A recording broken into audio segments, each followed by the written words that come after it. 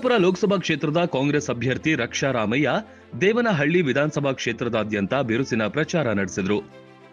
ಆಹಾರ ಮತ್ತು ನಾಗರಿಕ ಪೂರೈಕೆ ಸಚಿವರಾದ ಕೆಎಚ್ ಮುನಿಯಪ್ಪ ಅವರ ನೇತೃತ್ವದಲ್ಲಿ ವ್ಯಾಪಕ ಪ್ರಚಾರ ಕೈಗೊಂಡರು. ಎಐಸಿಸಿ ಕಾರ್ಯದರ್ಶಿ ಅಭಿಷೇಕ್ ದತ್, ಯುವ ಕಾಂಗ್ರೆಸ್ನ ರಾಷ್ಟ್ರೀಯ ಅಧ್ಯಕ್ಷ ಶ್ರೀನಿವಾಸ್ ಬಿವಿ, ಯುವ ಕಾಂಗ್ರೆಸ್ ರಾಜ್ಯಾಧ್ಯಕ್ಷ ಮೊಹಮ್ಮದ್ ಹ್ಯಾರಿಸ್ ನಲ್ಪಾಡ್, ಎನ್ಎಸ್ಯುಐ ಮುಖಂಡರು ಭಾಗಿಯಾಗಿ ರಕ್ಷಾ ರಾಮಯ್ಯ ಪ್ರಚಾರಕ್ಕೆ ಯುವ ಶಕ್ತಿ ಪುಷ್ಟಿ ನೀಡಿತು. ಯುವ ಕಾಂಗ್ರೆಸ್ನ ತ್ರಿಮೂರ್ತಿಗಳ ಜೋಡಿಗೆ ಪ್ರಚಾರ ಸಭೆಯಲ್ಲಿ ಜೈಕಾರ ಮೊಳಗಿತು. ಅಮಿತೋತ್ಸಾಹದಿಂದ ಪ್ರಚಾರದಲ್ಲಿ ಪಾಲ್ಗೊಂಡ ಯುವ ನಾಯಕರು, ಕಾರ್ಯಕರ್ತರಲ್ಲಿ ಹೊಸ ಹುಮ್ಮಸ್ಸು, ಉತ್ಸಾಹ ಮತ್ತು ಹುರುಪು ತುಂಬಿದ್ರು. ದೇವನಹಳ್ಳಿಯ ಬಟ್ಟರೇನಹಳ್ಳಿ, ವಿಜಯಪುರದಲ್ಲಿ ಪ್ರಚಾರ ನಡೆಸಿದ್ರು. ಚನ್ನರಾಯನಪಟ್ಟಣದಲ್ಲಿ ಬಹಿರಂಗ ಸಭೆಯಲ್ಲಿ ಅಭೂತಪೂರ್ವ ಜನಬೆಂಬಲ ದೊರೆಯಿತು. ವಿಶ್ವನಾಥಪುರ ಗ್ರಾಮದ ಕುಂದಾನ ಹೋಬಳಿ, ದೇವನಹಳ್ಳಿ ಟೌನ್, ಕಸಬಾ ಹೋಬಳಿ, ವಿಜಯಪುರ ಟೌನ್ನಲ್ಲಿ ಅಬ್ಬರದ ಪ್ರಚಾರ ನಡೆಸಿದ್ರು. ಮಹಿಳೆಯರು, ಮಕ್ಕಳು, ಯುವ ಜನಾಂಗ ರಕ್ಷಾ ರಾಮಯ್ಯ ಅವರಿಗೆ ಹೃದಯ ತುಂಬಿ ಸ್ವಾಗತ ಕೋರಿದ್ರು. ಚನ್ನರಾಯಪಟ್ಟಣದಲ್ಲಿ ಮಾತನಾಡಿದ ರಕ್ಷಾ ರಾಮಯ್ಯ, ಯುವಕರು, ಮಹಿಳೆಯರು, ರೈತರು, ಜನಸಾಮಾನ್ಯರ ಪಕ್ಷ ಕಾಂಗ್ರೆಸ್ ಯುವ ಸಮೂಹಕ್ಕೆ ಈ ಬಾರಿ ಚುನಾವಣೆಯಲ್ಲಿ ಸ್ಪರ್ಧಿಸಲು ಹೆಚ್ಚಿನ ಅವಕಾಶ ನೀಡಿದೆ.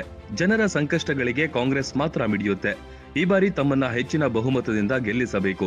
ಚಿಕ್ಕಬಳ್ಳಾಪುರ ಲೋಕಸಭಾ ಕ್ಷೇತ್ರದ ಧ್ವನಿಯಾಗಿ ಕೆಲಸ ಮಾಡಲು ನನಗೆ ಅವಕಾಶ ಕಲ್ಪಿಸಿ ಕೊಡಬೇಕು ಎಂದು ಮನವಿ ಮಾಡಿಕೊಂಡರು. ರೈತರು ಪ್ರಾಣ ಕಳ್ಕೊಂಡು ಬಂದಿದ್ದಾರೆ. ನಮ್ಮ ಕರ್ನಾಟಕದಿಂದ ಹಲವಾರು ರೈತರು ಅಲ್ಲಿ ಹೋಗಿ ಅವ್ರ ಪ್ರಾಣ ಕಳ್ಕೊಂಡು ಬಂದಿದ್ದಾರೆ. ನಮ್ಮ ಕಾಂಗ್ರೆಸ್ ಪಕ್ಷದ ಪ್ರಣಾಳಿಕೆಯಲ್ಲಿ ರೈತರ ಪರವಾಗಿರುವ ಪ್ರತಿ ಒಂದು ಜಿಎಸ್ಟಿನ ಮನ್ನಾ ಮಾಡ್ತಾರೆ. ನಮ್ಮ ಕಾಂಗ್ರೆಸ್ ಪಕ್ಷ ಮಾಡುವ ಪಕ್ಷ. ಐಐಟಿಗಳು ಕಟ್ಟಿಸಿದ್ದಾರೆ ಕಾಂಗ್ರೆಸ್ ಪಕ್ಷದವರು, ಐಐಎಂಗಳು ಮಾಡಿದ್ದಾರೆ, ಏಮ್ಸ್ಗಳು ಮಾಡಿದ್ದಾರೆ, ಇಸ್ರೋ, NIAS, ಪ್ರತಿ ಒಂದು ಸೆಂಟ್ರಲ್ ಗವರ್ಮೆಂಟ್ ಮಾಡಿರೋದು ಕಾಂಗ್ರೆಸ್ ಪಕ್ಷ. ಯಾವುದೇ ರೀತಿಯ ಒಂದು ಬೆನಿಫಿಟ್ಗಳನ್ನ ಬಿಜೆಪಿ ಪಕ್ಷದವರು ಕೊಡಲ್ಲ, ಜನಪರ ಕೆಲಸ ಮಾಡುವುದಿಲ್ಲ. ಈ ಒಂದು ಸಮಯದಲ್ಲಿ, ಕೋವಿಡ್ ಸಮಯದಲ್ಲಿ ನಮ್ಮ ರಾಜ್ಯದಲ್ಲಿ ಆರೋಗ್ಯ ಮಂತ್ರಿಗಳಾಗಿದ್ರು. ಅದು ಯಾರು ಅಂತ ಗೊತ್ತಾ? ಯಾರು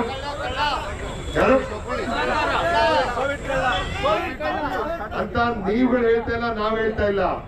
ಪ್ರತಿ ಒಬ್ಬ ಬಿಜೆಪಿ ಶಾಸಕರು ಅವರ ವಿರುದ್ಧ ಗೋ ಬ್ಯಾಕ್ ಅಭಿಯಾನ ಮಾಡ್ಕೊಂಡು ಬಂದಿದ್ದಾರೆ. ಅನಿಲ್ ಎಂ, ಜನಶಕ್ತಿ ನ್ಯೂಸ್, ಬೆಂಗಳೂರು.